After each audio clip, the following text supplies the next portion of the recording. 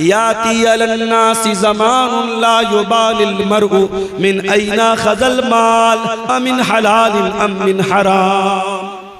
लोगों पर एक ज़माना ऐसा भी आने वाला है, माल कमाने वाला इस बात की परवाह नहीं करेगा कि माल कहाँ से कमा रहा है, हलाल तरीके से कमा रहा है या हराम तरीके से कमा रहा है। हलाल के बहुत सारे तरीके हैं मेरे भाई। अगर आपके पास पैसा है, आपके पास टाइम नहीं है, शरीयत ने एक तरीका रखा है मुजारबत का। मुजारबत किसका मतलब क्या होता है? पैसा मेरा रहेगा, टाइम किसी और का लगेगा, एनर्जी किसी और की लगेगी। मैंने 1 लाख रुपया किसी को दे दिया कि भाई 1 लाख रुपया ले लो और इससे बिजनेस करो, और बिजनेस में जो प्रॉफिट होगा आधा तुम ले लेना, आधा हम ले लेंगे। लेकिन लॉस होगा तो लॉस का जिम्मेदार मैं रहूंगा, तुम नहीं रहोगे। और जो भी मुनाफा होगा परसेंटेज तय किया जाए, पैसा तय न किया जाए। अगर पैसा तय करेंगे तो गलत हो जाएगा। अगर कोई ये तय कर ले कि मैं 1 लाख रुपया दे रहा हूं और हर महीने तुम हमको 1000 दोगे, तो ये गलत हो जाएगा। हाँ, हर महीने जो भी प्रॉफिट होगा 50% तुम ले लो, 50 मैं ले लेता हूं, 60 तुम ले लो, 40 मैं ले लेता हूं। परसेंटेज तय कर सकते हैं, पैसा तय नहीं कर सकते। और प्रॉफिट में दोनों शेयर होंगे, लेकिन लॉस में सिर्फ पैसा लगाने वाला शेयर करेगा और जो मेहनत कर रहा है वो लॉस में शरीक नहीं होगा। ये भी कायदा है शरीयत का, कानून है शरीयत का। अगर इस कायदे की रोशनी में हलाल तरीके से हम मुजारबत करें तो बहुत पैसा कमा सकते हैं। मगर मसला ये है, आज इंसान अखलाकी तौर पर इतना गिर चुका है कि अगर मुजारबत के लिए मैंने किसी को पैसा दिया 1 लाख रुपया, तो वो कभी नहीं शो करेगा कि प्रॉफिट हो रहा है। वो कहेगा मौलवी साहब लॉस हो रहा है। एक इंसान दूसरे इंसान पर भरोसा करने को तैयार नहीं है, क्योंकि अखलाक इतना गिर चुका है मेरे भाइयों। इंसान धोखा देने में, फ्रॉड करने में देर नहीं करता है। मुसलमान ये भूल गया, उसके नबी का फरमान है, मन गशना फलैसा मिन्ना। जो धोखाधड़ी करे, जो फ्रॉड करे, जो अपने मुसलमान भाई के साथ गलत तरीके से व्यवहार करे, वो हम में से नहीं है। मुसलमान ये भूल गया। अल्लाह का कलाम कहता है, वैलुल लिल मुतफ्फिफीन अल्लज़ीना इज़ा क़तालू अलन नासी यस्तौफून व इज़ा कालूहुम औ वज़नूहुम युख़सिरून। बर्बादी है नाप तौल में कमी करने वालों के लिए। नाप तौल में कमी का मतलब सिर्फ यही नहीं होता कि तराजू में डंडी मार ली जाए, सामान कम तौल के दिया जाए। नाप तौल में कमी का एक मतलब यह भी है कि जब अपना फायदा नजर आए, अपना मफाद नजर आए, तो इंसान दोनों हाथों से फायदा वसूल ले। और जब सामने वाले को फायदा देने की बात आए तो इंसान रास्ता बदल दे, अपने लिए अलग मेयार और सामने वाले के लिए अलग मेयार। ये भी नाप तौल में कमी है मेरे भाइयों। और कुरान कहता है नाप तौल में कमी करने वालों के लिए बर्बादी है। और आगे बढ़िए, ये जो हराम कमाई होती है ना, ये हमारे बीवी बच्चों के ऊपर भी असर डालती है। अगर आपके घर में हराम कमाई आई है, यकीन कर लो मेरे भाई, आपकी बीवी से आपके रिश्ते पर भी असर पड़ेगा। बच्चे नाफरमान हो जाएंगे, माँ बाप की सेहत गिर जाएगी, घर का सुकून खत्म हो जाएगा। बाद सलफ कहते हैं कि मैं अपने गुनाहों का असर अपनी बीवी के अखलाक में और अपनी सवारी के फिसलने में महसूस करता हूं। जब मैं कोई गुनाह करता हूं तो अपनी सवारी के फिसलने में और अपनी बीवी के अखलाक में उसका असर महसूस करता हूं। हराम कमाई घर में आएगी मेरे भाई, आपकी जात पर, आपके बच्चों पर, आपके परिवार पर उसका असर पड़ेगा। आपको तो ये लग रहा है कि लाख रुपए पर मैंने 10,000 रुपया ब्याज कमा लिया, मगर मेरे रब का कलाम क्या कहता है, यमहकुल्लाहुर रिबा व युर्बिस सदक़ात। अल्लाह सूद और ब्याज को मिटाता है, अल्लाह सूद और ब्याज की बरकत को खत्म करता है, अल्लाह सदका खैरात को बढ़ाता है। तुम्हें यह लग रहा है मैंने मदरसे में 1000 रुपया चंदा दे दिया, मेरा 1000 कम हो गया, और तुम्हें यह लगता है कि मैंने 1000 रुपया ब्याज के जरिए कमा लिया, मेरे अकाउंट में 1000 रुपया बढ़ गए। तेरे कैलकुलेटर में बढ़ गया, अल्लाह के कैलकुलेटर में जो तू पैसा ब्याज से कमा रहा है वो बढ़ा नहीं है, वो घट रहा है। और हम देखते हैं मेरे भाई, जिन घरों में हराम की कमाई आती है, पैसे की दौलत की रेल पेल होने के बावजूद उन घरों में सुकून नहीं होता, उन घरों की लड़कियां बेपर्दा होने लगती हैं, उन घरों के लड़के बेहया होने लगते हैं, उन घरों का चैन और सुकून बर्बाद हो जाता है। बनारस के साड़ी के कारोबार में हमने देखा, एक जमाना था जब हाथ से लोग करगे पर, मशीन नहीं थी उस जमाने में, हाथ की करगे होती थी और उस पर लोग साड़ी तैयार करते थे। और रात में मशीन नहीं चलती थी, रात में काम नहीं होता था, सुबह फजर के बाद लोग बैठते थे और शाम तक काम करते थे और एक आदमी घर में कमाता था, पूरा घर आराम से खाता था। आज मशीन का दौर आ गया, आज रात भर मशीन भी चल रही है। बनारस चले जाओ, मऊ चले जाओ, भिवंडी चले जाओ, खटर खटर पटर पटर की आवाज रात भर मिलेगी आपको। मेहनत 24 घंटा हो रही है, बाप भी मेहनत कर रहा, बेटा भी मेहनत कर रहा, सारे भाई भी मेहनत कर रहे। बरकत खत्म हो गई मेरे भाई, बरकत खत्म हो गई। कमाने वाले हाथ बढ़ गए मगर घर के अंदर कमाई में कोई बरकत नहीं। ऐसा क्यों है? क्योंकि अब हलाल और हराम की कोई तमीज नहीं है। अब पैसा आना चाहिए, हलाल तरीके से आए चाहे हराम तरीके से आए। मेरे भाइयों याद रखो, ये सूद और ब्याज का पैसा अगर आपके घर में आया है, एक बहुत शक्ल आम हो रही है सूद और ब्याज की, जिसको हमारे यहाँ ग्रुप लोन बोलते हैं।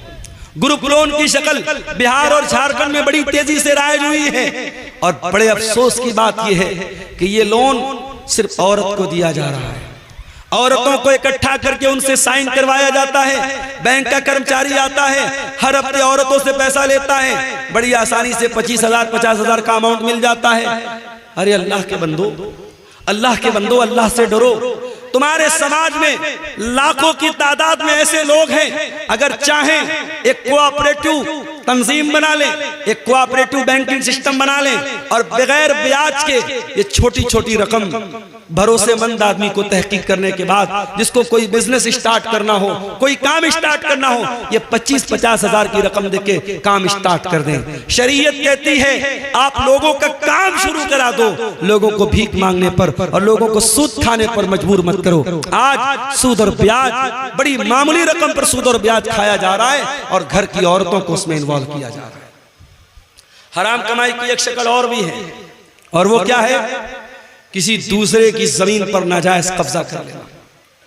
उत्तर प्रदेश में एक बहुत बड़े बाहुबली थे, अब इस दुनिया में नहीं है, मैं नाम नहीं लूंगा। अगर आप अक्लमंद होंगे, समझदार होंगे तो समझ जाएंगे। आज लोग कहते हैं साहब मुसलमान थे, मुसलमान थे, बड़ा जुल्म हुआ, मगर उनका ट्रैक रिकॉर्ड जब उठा के देखो, उनका जब इतिहास उठा के देखो तो मालूम ये हुआ कि उनका काम क्या था। जिस जमीन पर हाथ रख दिया वो जमीन उनके बाप की हो गई, जमीन उनके बाप की हो गई। जमीन मुसलमान की हो, गैर मुस्लिम की हो, जहां पे वो साहब आ गए, चलो हटो भाई फला के आदमी है, जमीन छोड़ दो, जमीन छोड़ दो। जिस खेत पे हाथ रख दिया वो खेत उनके बाप का, जिस जमीन पे हाथ रख दी वो जमीन उनके बाप की। और ये काम करने वाला सीना ठोक के मुसलमानों से कहता है मैं तुम्हारा लीडर हूं, मैं तुम्हारा लीडर हूं। ऐसे लीडर अगर हो, हमें नहीं चाहिए ऐसे लीडर, हमें नहीं चाहिए ऐसे लीडर जो लोगों के माल पर नाजायज कब्जा करे। माफ करना मेरे भाइयों, अल्लाह के प्यारे नबी की हदीस है, मन गय्यर मनार अल अर्ज़ी लानल्लाहु मन गय्यर मनार अल अर्ज़ी। जो लोगों की जमीन और जायदाद की जो बॉर्डर है, जो निशान है, उसको मिटा दे और जमीन और जायदाद पर नाजायज कब्जा कर ले, अल्लाह के नबी ने फरमाया उस इंसान पर अल्लाह की लानत हो। जमीन और जायदाद पर नाजायज कब्जा करके कहां जाओगे मेरे भाई? अगर एक बालिश, ये जो हमारे पंजे का जो नाप है ना, इसको उर्दू में बालिश्त बोलते हैं, पता नहीं आपके शेरशाबादी भाषा में क्या बोलते हैं, हमारे बनारस में इसको बित्ता बोलते हैं, बित्ता, यहाँ भी बित्ता बोलते हैं। एक बित्ता जमीन अगर आपने किसी की नाजायज कब्जा कर ली, हदीस के अल्फाज क्या है? तुफ़्फ़िक़ मिन सब'i अर्दीन यौमल क़ियामा, कयामत के दिन एक बित्ता जमीन नाजायज हड़पने वाला 7 जमीनों का तौक उसकी गर्दन में डाला जाएगा। अल्लाह अकबर, इतना बड़ा गुनाह है, इतना बड़ा गुनाह है। आज मुकदमे अदालतों में चले जाओ, मुसलमान अपने भाई की जमीन, बेटा अपने बाप की जमीन, भाई अपनी बहन की जमीन पर नाजायज कब्जा करके बैठा है। सबसे ज्यादा मुकदमे आपको मुसलमानों के मिलेंगे। ये इस कौम का हाल है मेरे भाई, अल्लाह हम सबकी हिफाजत फरमाए। और आगे बढ़िए, हराम कमाई का एक और रास्ता हम इस समाज में देखते हैं, और वो क्या है? वो है साहब सूदी रकम हम खा तो नहीं रहे मगर सूदी रकम खिला रहे हैं। मोबाइल ले लिया फट से हमने, EMI पर, लोन पर ले लिया हमने, क्रेडिट कार्ड पर ले लिया हमने, और जब ले लिया तब उलमा से आके धीरे से पूछते, मौलाना साहब ये किस्तों पर मोबाइल लेना कैसा है? अरे तू जो मोबाइल लेके आया किस पर लिया? किस्त पर लिया ना, तो लेने के पहले मसला पूछना चाहिए था कि लेने के बाद पूछना है। किस्त के ऊपर गाड़ी लेना कैसा है, किस्त के ऊपर मोबाइल लेना कैसा? कान खोल करके सुन लो, किस्त पर कोई सामान लेना जायज है, नाजायज नहीं, मगर उसमें कंडीशन क्या है? कंडीशन ये है कि जो सामान बेचने वाला है उससे आपको लेना है। यहां जब आप मोबाइल किस्त पर लेते तो मोबाइल की कंपनी से या दुकानदार से नहीं लेते, आप बैंक से लेते हैं। आप बजाज का कार्ड इस्तेमाल करते हैं, Bajaj company, Bajaj finance company आपको फाइनेंस करा रही है। आप बाइक लोन पे ले रहे हैं, ICI आपको लोन दे रही है, HDFC आपको लोन दे रही है, हीरो की या होंडा की कंपनी आपको लोन नहीं दे रही। पहली बात तो ये समझ लीजिए, जिसका सामान है उससे आप किस्त पर लेंगे, थर्ड पर्सन से नहीं लेंगे।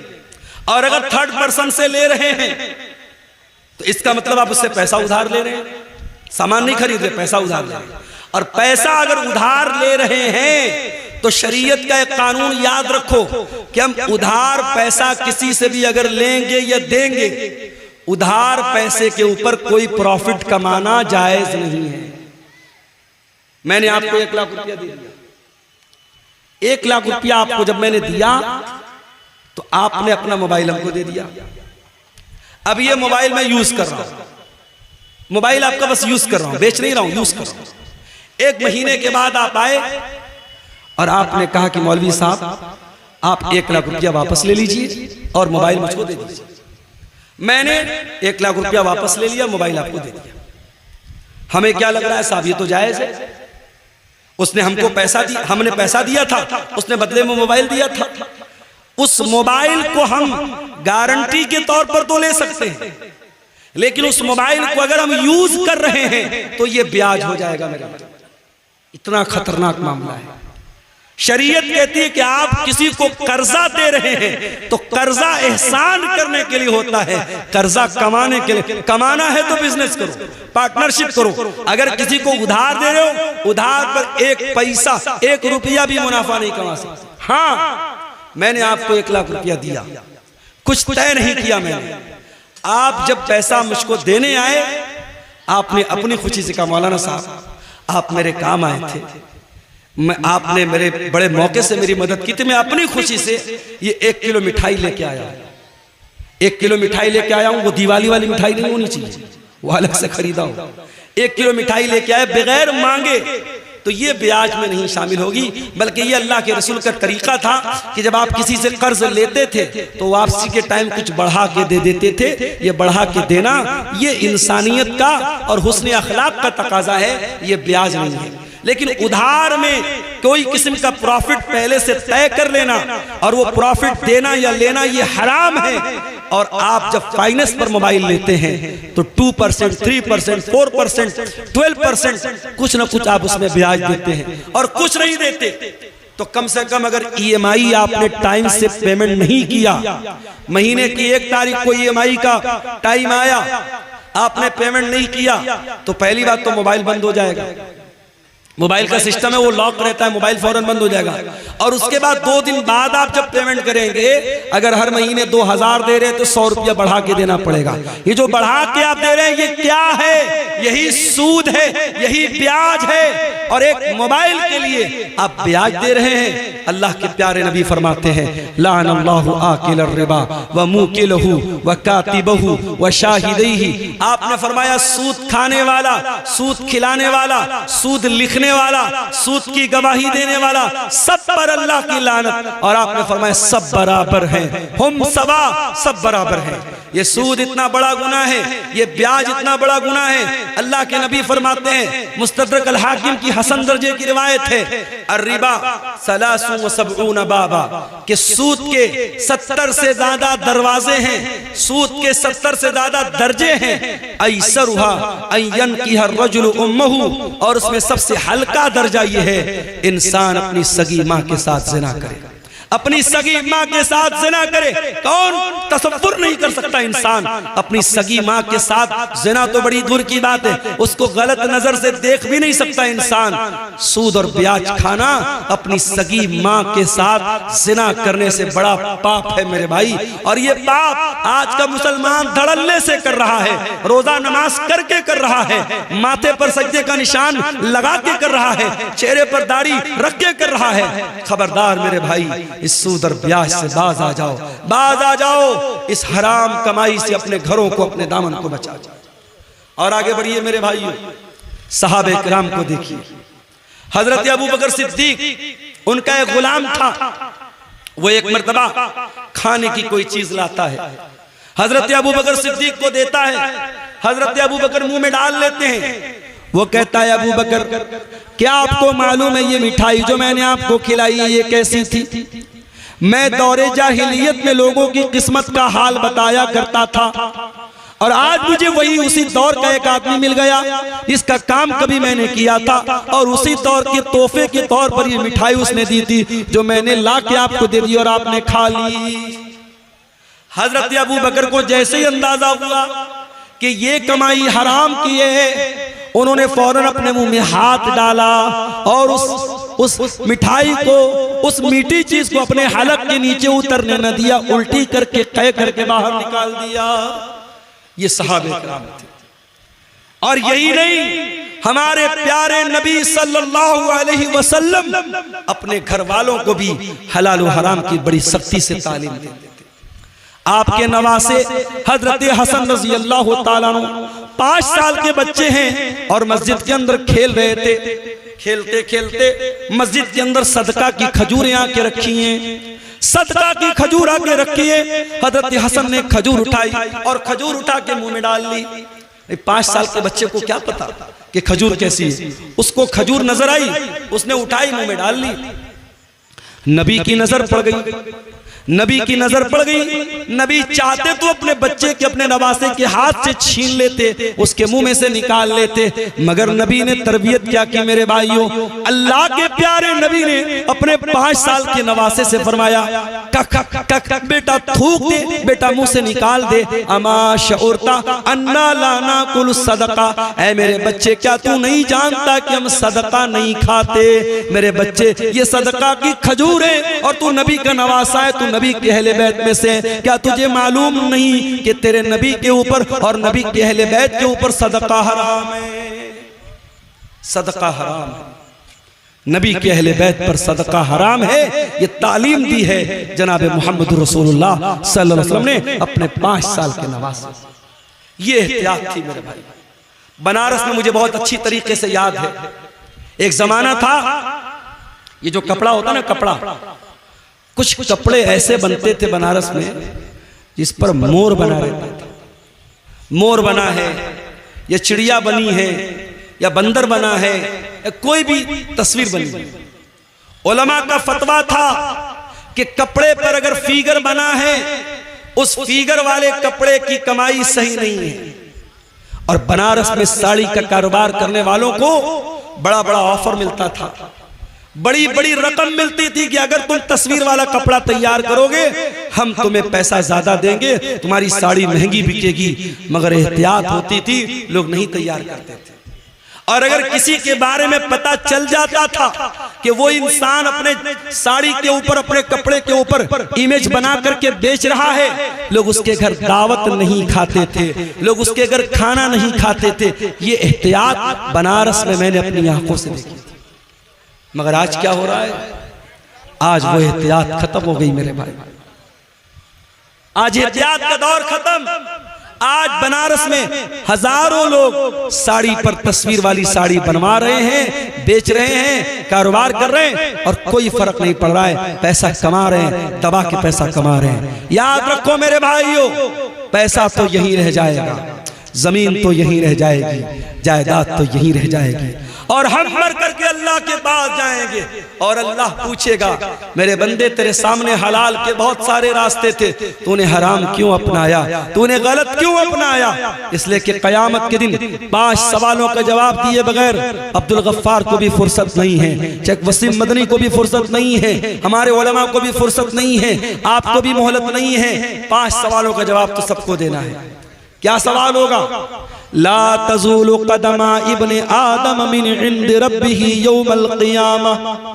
क़यामत के दिन इंसान अपनी जगह से हिल नहीं पाएगा जब तक 5 सवालों का जवाब नहीं दे देगा। नंबर 1, अन उम्रिही फीमा अफ़ना, तूने अपनी जिंदगी को कहाँ गुजारा था। नंबर 2, व अन शबाबिही फीमा अबला, तूने अपनी जवानी को कहाँ गुजारा था। तीसरा सवाल, व अन मालिही मिन ऐन इक्तसबहू, तूने माल कहाँ से कमाया था। चौथा सवाल, व फीमा अनफ़क़हू, तूने माल कहाँ पर खर्च किया था। और 5वां सवाल, व माज़ा अमिला फीमा अलिमा, तूने जो इल्म हासिल किया था उस इल्म के ऊपर तूने अमल कितना किया था। ये 5 सवाल का जवाब सबको देना है। कहां से पैसा कमाया, हलाल तरीके से कमाया कि हराम तरीके से कमाया। और खबरदार, मस्जिद में लोग जाते हैं ना, बड़ा एहतराम करते हैं मस्जिद का। मस्जिद का सामान कोई जल्दी चोरी नहीं करता। क्यों साहब? मस्जिद का सामान, मस्जिद का सामान कोई बहुत घटिया आदमी होता है वही चोरी करता है। एक आम मुसलमान मस्जिद का बहुत एहतराम करता है। और तमाम मस्जिदों में सबसे बड़ी मस्जिद कौन है? मस्जिद हराम है, खाने काबा है। कान खोल करके सुन लो, एक मुसलमान की इज्जत, एक मुसलमान की जान, एक मुसलमान का माल, उसकी जो इज्जत है, उसका जो सम्मान है, उसका जो एहतराम है, वो खाने काबा से भी बढ़ करके। और दलील भी आपको पढ़ के सुना देता हूं। नबी ने आखिरी हज किया, हज्जतुल वदा का मौका है, नबी ने पहला और आखिरी हज किया है। बकरा ईद का दिन है, यौमुन नहर है, अल्लाह के प्यारे नबी मिना के अंदर है। अपने सहाबा से कहते हैं अय्यो यौमिन हाज़ा, आज का दिन कौन सा दिन है। सहाबा कहते हैं अल्लाह और उसके रसूल ज्यादा बेहतर जानते हैं। आपने फरमाया क्या आज यौमुन नहर नहीं है, क्या आज बकरा ईद का दिन नहीं है। फिर आपने पूछा कि महीना कौन सा है। साहबा ने कहा अल्लाह और उसके रसूल ज्यादा बेहतर जानते हैं। आपने फरमाया क्या ये जिलहिज्जा का महीना नहीं है। फिर आपने पूछा ये कौन सा शहर है। साहबा ने कहा अल्लाह और उसके रसूल ज्यादा बेहतर जानते हैं। आपने फरमाया क्या ये शहर मक्का नहीं है। उसके बाद आपने फरमाया हो लोगो इन्ना इन्ना दिमाकुम व अमवालकुम व आराज़कुम हरामुन अलैकुम कहुरमत यौमिकुम हाज़ा फी बलदिकुम हाज़ा फी शहरिकुम हाज़ा। ओ लोगो तुम्हारी माल, तुम्हारा माल, तुम्हारी जान और तुम्हारी इज्जत व आबरू एक दूसरे के लिए हराम है, एक दूसरे के लिए हराम है। जैसे आज का ये दिन हराम है, जैसे ये महीना हराम है, जैसे ये शहर मक्का हराम है, जैसे मक्का का एहतराम करते हो, जैसे जिलहिज्जा का एहतराम करते हो, जैसे आज के दिन का एहतराम करते हो, एक मुसलमान अपने भाई की जान और माल का एहतराम करे। मेरे अजीजों, सहाबे किराम बड़ी एहतियात करते थे। हजरत साद बिन अबी वक्कास सहाबी रसूल हैं। उनके बारे में मशहूर था कि वो मुस्तजाबुद दावत थे। साद बिन अबी वक्कास जब दुआ करते थे उनकी दुआ जल्दी कबूल हो जाती थी। किसी ने पूछा कि ऐ साद बिन अबी वक्कास क्या बात है, आप कौन सा ऐसा अमल करते हैं कि आपकी दुआ बहुत जल्दी कबूल हो जाती है। तो हजरत साद बिन अबी वक्कास ने क्या जवाब दिया। कहा कि ऐ लोगों, मैं जब खाना खाता हूं तो मुझे मालूम होता है कि मैं वो खाना कौन सी कमाई का खा रहा हूं।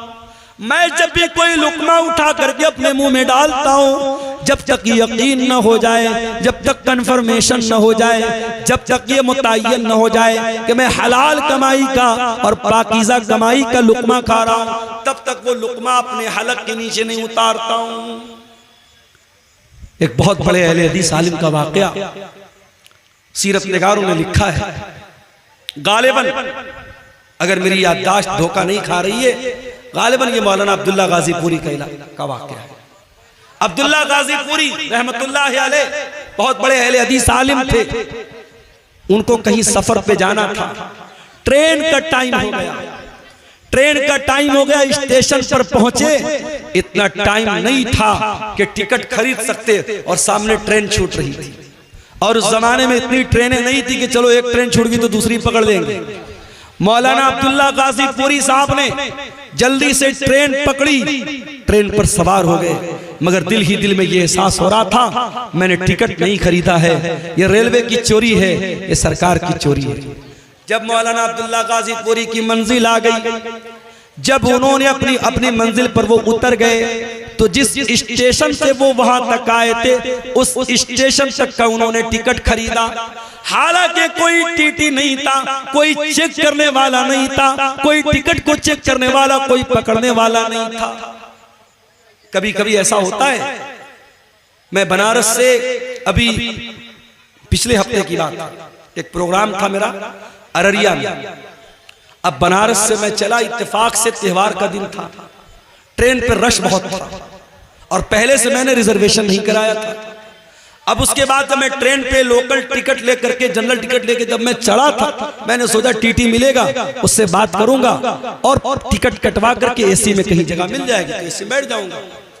अब साहब रश इतना था कि ट्रेन में कहीं बैठने की जगह नहीं थी, टीटी का दूर दूर तक पता भी नहीं था।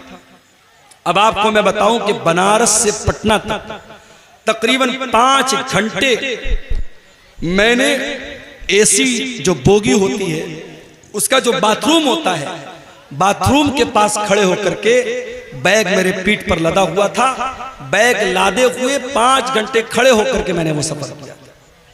उसके बाद जब बीच में टीटी आया, टीटी ने कहा मुल्ला जी कहां जा रहे हो? मैंने कहा सर पटना जा रहा हूं, कोई सीट दे दीजिए, पैसा मैं दे दूंगा। कहा नहीं मुल्ला जी कोई सीट नहीं है, लेकिन आप एसी की बोगी के अंदर खड़े हैं, आपको फाइन कटवाना पड़ेगा।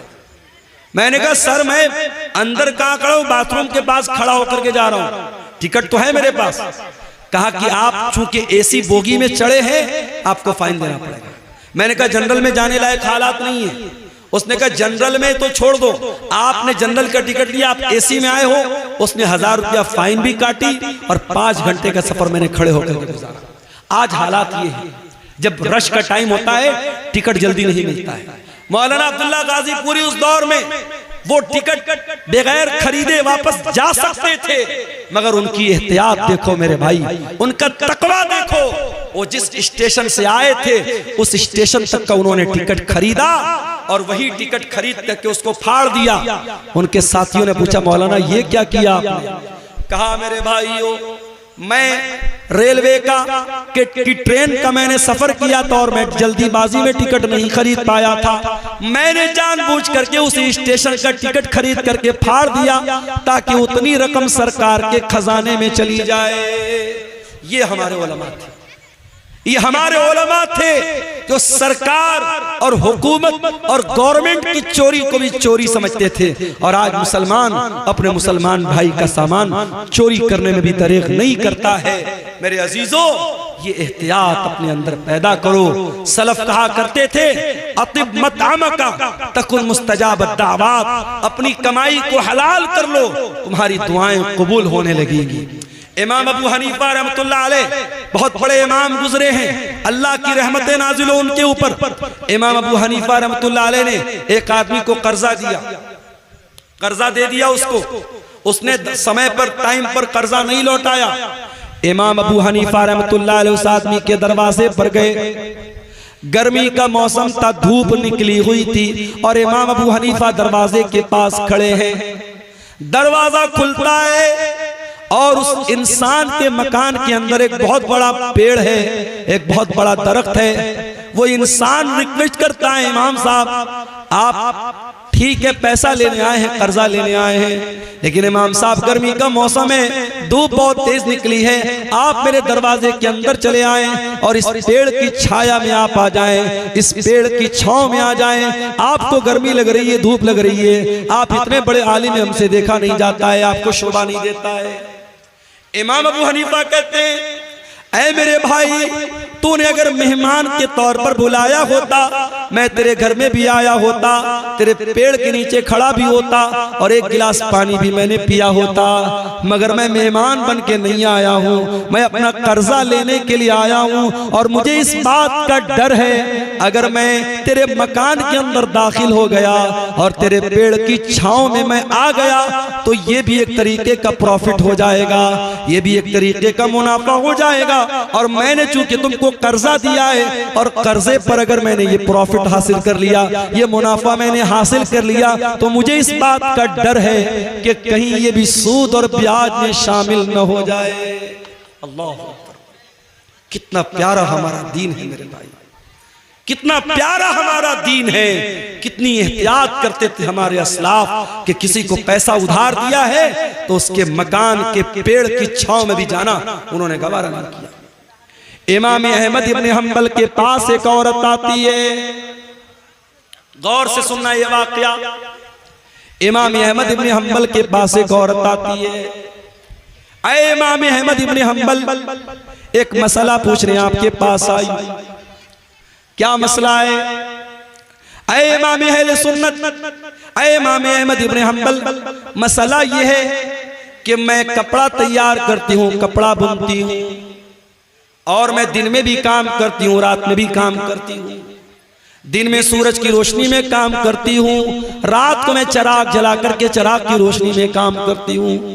ऐ इमाम अहमद इब्न हंबल, जब कपड़ा तैयार हो जाता है तो कपड़े की क्वालिटी में कुछ कपड़ा जो सूरज की रोशनी में तैयार होता है उसकी क्वालिटी थोड़ी अलग होती है, और जो कपड़ा चिराग की रोशनी में तैयार होता है उसकी क्वालिटी में थोड़ा फर्क होता है।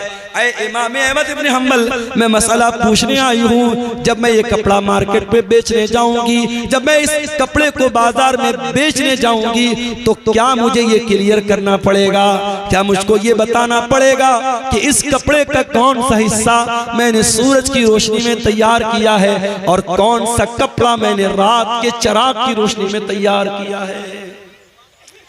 इमाम अहमद इब्न हंबल हैरान हो गए, कहा कि है मेरी बहन, मसला मैं बाद में बताऊंगा, पहले मैं ये जानना चाहता हूं, इतनी अल्लाह वाली, इतनी तकवा वाली तू औरत है कौन जो आ करके ये मसला पूछ रही है कि कपड़ा अगर सूरज की रोशनी में तैयार हुआ है और चिराग की रोशनी में तैयार हुआ है, तो क्या कस्टमर को ये बताना पड़ेगा कि कौन सा कपड़ा सूरज की रोशनी में तैयार हुआ है और कौन सा कपड़ा चिराग की रोशनी में तैयार हुआ है। ऐ मेरी बहन, मैं जानना चाहता हूँ तेरा घराना कौन सा है, तेरा खानदान कौन सा है, तो कौन से खानदान से ताल्लुक रखती है।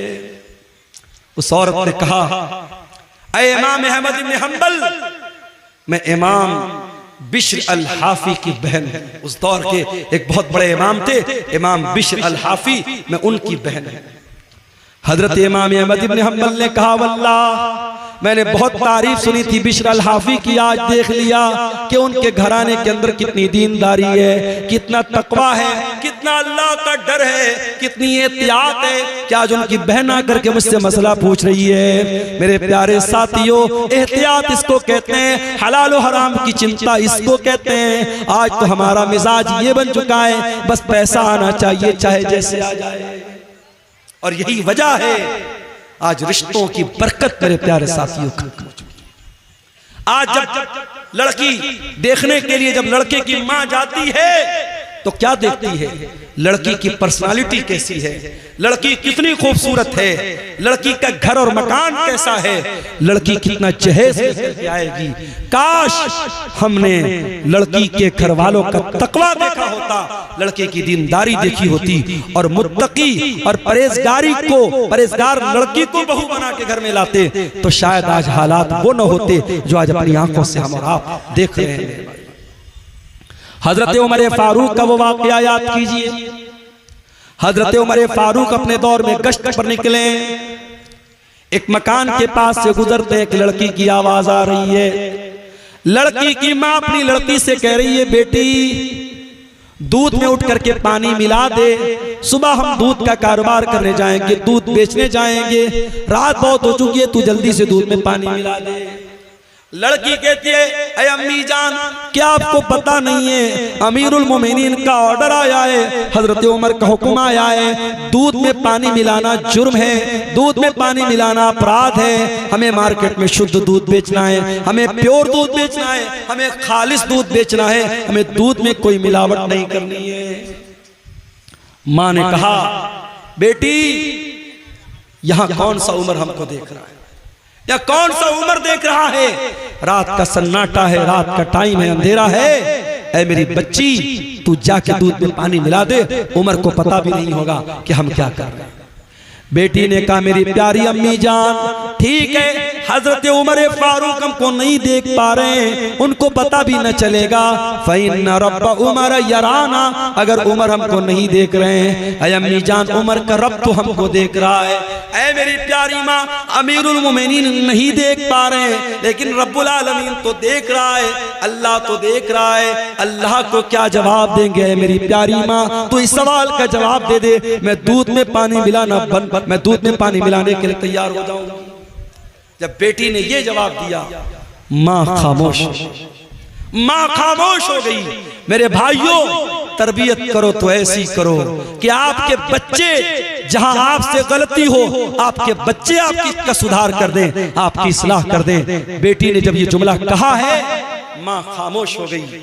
हजरत उमर फारूक ने मकान का नंबर नोट कर लिया, मकान की निशानी नोट कर ली, घर आए, सुबह को सारे बच्चों को इकट्ठा किया, कहा है मेरे प्यारे बच्चों, कल जब मैं रात में गश्त पर निकला था, मैं एक लड़की के मकान के पास से गुजरा था, मैंने लड़की की और उसकी माँ की बातचीत को सुना है।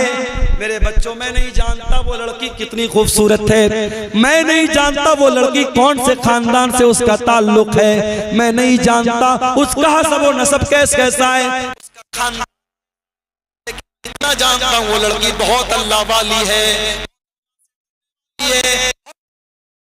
और मैं उस लड़की को अपने घर की बहू बनाना चाहता हूँ। अब तुम बताओ, तुम में से कौन उससे निकाह करेगा। अल्लाह, लड़की की शक्ल भी नहीं देखा है, लड़की का खानदान भी नहीं देखा है, लड़की का दीन देखा है, और हजरत उमर बहू बनाने को तैयार हैं। और बेटे भी ऐसे हैं, एक बेटा आगे बढ़ता है, उसका नाम आसिम था, आसिम बिन उमर। उसने कहा, अब्बा जान, मैं शादी कर लूंगा उस लड़की के साथ, आप मेरा निकाह करा दीजिए। हजरत उमर ने उस लड़की को बहू बनाया, और दुनिया की तारीख ने, दुनिया की नजरों ने देखा, उसी लड़की की नस्ल से आगे चल करके एक इंसान पैदा होता है जिसको दुनिया उमर बिन अब्दुल अजीज के नाम से जानती है, जिसको दुनिया उमर सानी के नाम से जानती है। मेरे प्यारे साथियों, जब माएँ मुत्तकी होंगी, जब माएँ दीनदार होंगी, जब बाप दीनदार होंगे, तो फिर उनसे पैदा होने वाली औलाद के बारे में आप उम्मीद कर सकते हैं कि वो भी दीनदार होगी। जब माँ और बाप के अंदर हलाल और हराम का फर्क नहीं होगा, जब माँ को इस बात की चिंता नहीं है कि घर में जो पैसा आ रहा है वो हलाल का आ रहा है या हराम का आ रहा है, जब बाप पैसा कमाने के पीछे अंधा बन चुका है और हर तरीके का अल्लम गल्लम, सूद, ब्याज, रिश्वत, हराम का पैसा घर में आ रहा है, और उस पैसे से जब अपने बच्चों की परवरिश करेंगे, तो अल्लाह के नबी क्या फरमाते हैं कि जिस जिस्म की परवरिश हराम कमाई से होगी, फन्नारु औला बिही, वो जिस्म जहन्नम की आग पे कयामत के दिन जहन्नम की आग में डाला जाएगा। मेरे अजीजों, अपने बच्चों को हराम कमाई से बचाओ, अपने बच्चों को हलाल कमाई खिलाओ, अपने बच्चों के बदन में हलाल कमाई का खून दौड़ाओ। हमारे नबी ने सारी जिंदगी हलाल और पाकीज़ा चीजों को खाने की तालीम दी है। हमारे नबी के दुनिया में आने का एक मकसद ये भी था,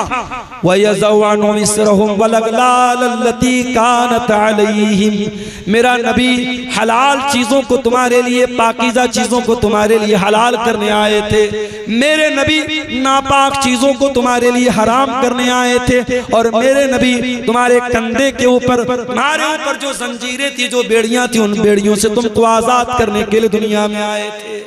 नबी आए थे इसीलिए ताकि हराम चीजों की बेड़ियों और जंजीरों से हमें आजाद कर दे। मेरे भाइयों, हराम कमाई की इन जंजीरों से अपने दामन को बचा लो। आज वल्लाह हमारे घरों के सुकून को ये हराम कमाई बर्बाद कर रही है। और मैं फिर से कहता हूं, हर हराम का एक हलाल अल्टरनेट शरीयत में मौजूद है। आप सूद और ब्याज अगर हराम है तो आप ये मत समझिए कि मौलवी साहब अगर सूद हराम है तो हमारे पास पैसा है तो हम क्या करें। मैंने उसका हलाल अल्टरनेट आपको बताया। आप मुजारबत कीजिए, आप पार्टनरशिप पर कारोबार कीजिए, हलाल तरीके से बिजनेस कीजिए। अगर आप सूद पर कर्जा का लेन देन नहीं करते हैं, बगैर सूद के आप कर्जे का लेन देन कीजिए। आज बहुत सारे शहरों में इस्लामी बैतुल माल कायम है और बहुत सारे लोग मिल करके उसमें ताउन करते हैं और छोटे छोटे अमाउंट जो गरीब लोग होते हैं, जो मिडिल क्लास के लोग होते हैं, जिनको छोटा मोटा काम करने के लिए पैसे की जरूरत पड़ती है, उनको सूद और ब्याज से बचाने का ये काम आप कर सकते हैं। और याद रखो मेरे भाइयों, ये बड़े बड़े जलसे कराने से बड़ा काम है। सीमांचल के इस इलाके में जिस तेजी से सूद और ब्याज का पंजा, सूद और ब्याज अपना पंजा गाड़ रहा है, इस माहौल में हमें और आपको ये काम करने की जरूरत है। और मैं जानता हूं सीमांचल के, मैं उन इलाकों में भी गया हूं। अररिया के इलाके में मैं गया, पटना से बाई कार में गया था। 7 घंटे मुझको लगे थे। इतना खराब रास्ता था, टेढ़ा मेढ़ा पुल था। पुल जब खत्म हुआ, जब गांव आया तो गांव जाने के लिए एक बड़ा मामूली सा पुल बना हुआ था जिस पर सिर्फ पैदल या बाइक से जा सकते थे। 4 व्हीलर को इस पार हम लोगों ने रोका। बड़ी मुश्किल से सफर तय करके वहां हम पहुंचे थे। बड़े पिछड़े हुए इलाके भी हैं, कुछ सरकारों की भी मेहरबानी है, रास्तों का बड़ा मामला खराब है। मगर इसी सीमांचल के इलाके में शादी ब्याह पर लाखों करोड़ों खर्च करने वाले लोग भी मौजूद हैं। और अभी जैसा कि मैंने बताया कि एक हराम कंपनी में 2 करोड़ की रकम एक मुसलमान ने लगाई थी। अगर हम हराम चीजों में 2-2 करोड़ रुपया लगा सकते हैं तो मेरे भाई एक ऐसी चीज, एक तंजीम आप बना लें, एक बैतुल माल आप बना लें और समाज के ज्यादा नहीं 100 लोग मिल करके अगर 1000-1000 रुपया भी इकट्ठा करके उसमें इन्वेस्ट करें, 1 लाख रुपया उन्होंने उसमें डाल दिया, 100 लोगों ने मिलकर के 1000-1000 डाला, 1 लाख रुपया आ गया। अब इस 1 लाख का आपको क्या इस्तेमाल करना है? कोई भी गरीब आदमी जिसको 10,000 5,000 रुपए की जरूरत है, आप पहले वेरीफाई कर लें, तहकीक कर लें, उस इंसान के कुछ पेपर वगैरह ले लें ताकि वो बेईमानी ना कर सके और बगैर ब्याज के उसको पैसा दें। ये काम आप अगर करें, वल्लाह बता रहा हूं, बहुत सारे घरों में ये जो ग्रुप लोन है, ये जो बंधन लोन है और ये छोटे छोटे अमाउंट जो लोन पर लिए जा रहे हैं और हमारे मुसलमानों के गरीब घरों को सूद और ब्याज की चक्की में पीसा जा रहा है, ये लानत मेरे भाइयों खत्म हो सकती है। बस कदम आगे बढ़ाने की देर है। मैं इसी कटिहार के इलाके में गांव के लोगों ने मुझे बताया कि वहां मस्जिद और ईदगाह बनाने की बात आई।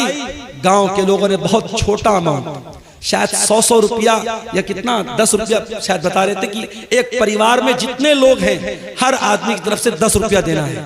हर आदमी, एक परिवार में अगर 10 लोग हैं तो 100 रुपया देना है, परिवार में 7 लोग हैं 70 रुपया देना है। 10-10 रुपया इकट्ठा करके हर हफ्ता कई लाख रुपए उस गांव के लोगों ने इकट्ठा किया, कब्रिस्तान की जमीन खरीदी, ईदगाह की बाउंड्री की और अभी और भी काम वो लोग करने जा रहे हैं। आपके करीब के किसी गांव के लोगों ने मुझे बताया। तो ये काम, इस तरीके के काम हम कर सकते हैं मेरे भाइयों। आपको कदम बढ़ाने की और हिम्मत करने की जरूरत है। मैं जानता हूं शेरशाबादी कौम के अंदर अल्लाह ताला ने बहुत सलाहियत दी है। इस सलाहियत का सही इस्तेमाल कीजिए। अपने समाज में होने वाली बुराइयों से मेरे भाइयों अपने आप को बचाइए। एक साहब सवाल कर रहे हैं कि यूट्यूब की कमाई हराम है तो कॉमेडियन यूट्यूब का पैसा मदरसे में दान करना कैसा है, और ड्रीम 11 का जीता हुआ पैसा मदरसा मस्जिद में दान करना कैसा है। जाहिर है अगर मदरसे वालों को पता है कि ये पैसा ये हराम कमाई का दर है, मदरसे वाले ना ले। और अगर मदरसे वालों को नहीं पता और मदरसे वालों ने ले लिया तो उनका लेना तो गलत नहीं है, मगर देने वाले को कोई सवाब नहीं मिलेगा। भाई कोई चोर अगर चोरी करे और चोरी का मकसद क्या बयान करे कि मैं अमीरों का पैसा चुरा करके गरीबों की मदद कर रहा हूं, तो भाई मदद करने का ये कोई तरीका नहीं है। तो जब इस तरीके के कॉमेडी वीडियो बना करके पैसा कमाना दुरुस्त नहीं है तो फिर उसकी कमाई भी दुरुस्त नहीं है और उस कमाई से आपका दान करना और सदका करना भी सही नहीं है। वल्लाहु आलम बिस्सवाब। तो मेरे अजीजों, ये हराम कमाई के बारे में चंद बातें मैंने आपके सामने रखी थी और आप ये बात देखिए कि हमारी शरीयत में हराम कमाई और हलाल कमाई के ताल्लुक से इतनी एहतियात बताई गई है कि अल्लाह के प्यारे नबी सल्लल्लाहु अलैहि वसल्लम ने जहन्नम की वईद बयान की है उन लोगों के बारे में जो लोगों का माल नाजायज तरीके से खा लेते हैं। मैं आखिरी हदीस सुना करके बात खत्म करता हूँ। अल्लाह के नबी ने सहाबा से कहा कि ऐ मेरे सहाबा, क्या तुम जानते हो मुफलिस कौन है, गरीब कौन है? सहाबा ने कहा अल्लाह के नबी, अल्लाह और उसके रसूल ज्यादा बेहतर जानते हैं, आप ही बता दीजिए। आपने फरमाया मेरी उम्मत के अंदर गरीब आदमी वो होगा, मेरी उम्मत में मुफलिस इंसान वो होगा जो कयामत के दिन रोजा, नमाज, ज़कात सब लेकर के आएगा। वयअती क़द शतम हाज़ा व ज़रब हाज़ा व अकल माल हाज़ा व क़ज़फ़ हाज़ा, किसी का माल हड़पा होगा, किसी को गाली दी होगी, किसी पर तोहमत लगाई होगी, किसी पर बहतान लगाया होगा, हराम तरीके से लोगों का माल कमाया होगा। उस इंसान के बारे में अल्लाह के नबी फरमाते हैं उसकी नेकियां हकदारों को दे दी जाएगी। कयामत के दिन दुनिया की करेंसी नहीं चलेगी। यहाँ गांधी जी के फोटो वाला नोट चल रहा है, आखिरत में नोट नहीं चलेगा। जैसे आप हज करने जाते हैं, उम्रा करने जाते हैं, इंडिया की करेंसी आप एयरपोर्ट से ही चेंज कर लेते हैं या वहां सऊदी एयरपोर्ट पे जाके चेंज कर लेते हैं, क्योंकि आपको मालूम है कि सऊदी में सऊदी रियाल चलेगा, दुबई में दुबई का दिरहम चलेगा और इसी तरीके से कुवैत में कुवैत का दीनार चलेगा। आखिरत में जो करेंसी होगी मेरे प्यारे साथियों, वो नेकी और गुनाह की करेंसी होगी। अगर हमने किसी का हक मारा है, उसकी हमारी नेकियां उसको दे दी जाएंगी। और जब हमारी नेकियां खत्म हो जाएंगी, अल्लाह के प्यारे नबी फरमाते हैं फ़इन फ़नियत हसनातुहु, अगर उसकी नेकियां खत्म हो जाएंगी और फिर भी हकदारों का हक बाकी रह जाएगा, तो क्या किया जाएगा? फिर उन लोगों के गुनाह इसके ऊपर लादे जाएंगे जिनका हक इसने मारा है, जिनकी जमीन को इसने हड़पा है, जिनको गाली दी है, जिनको बुरा भला कहा है, जिन पर तानो तशरीह की है, उनके गुनाह इसके ऊपर लादे जाएंगे। और वो इंसान जो दुनिया से नेकी का पहाड़ लेके आया था, अब गुनाहों के बोझ के नीचे दबा होगा और सुम्मत तुरिहा फिन्नार, फिर उसको जहन्नम के अंदर फेंक दिया जाएगा और डाल दिया जाएगा। इसलिए मेरे अजीजों, हराम कमाई से अपने दामन को बचा लो। मैं फिर से वही आयत पढ़ रहा हूँ जो खुतबे मसनूना के बाद मैंने पढ़ी थी, या अय्युहल्लज़ीना आमनू कुलू मिम्मा फिल अर्ज़ि हलालन तय्यबा, ऐ ईमान वालो, जमीन में जो हलाल चीजें हैं, जो पाक चीजें हैं, उनको खाओ और अल्लाह का शुक्र अदा करो। अगर तुम अल्लाह की इबादत करते हो, हलाल और हराम कमाई के ताल्लुक से ये चंद बातें आपके सामने रखी गई हैं। हम रब्बुल आलमीन से दुआ करते हैं, इलाही आलमीन तू हमें हर किस्म की हराम कमाई से बचने की तौफीक अता फरमा। रब्बुल आलमीन सूद और ब्याज की लानत से पूरे सीमांचल के इलाके को तू पाक कर दे। ऐ अल्लाह, हमारे वो भाई जिनको अल्लाह तूने दौलत से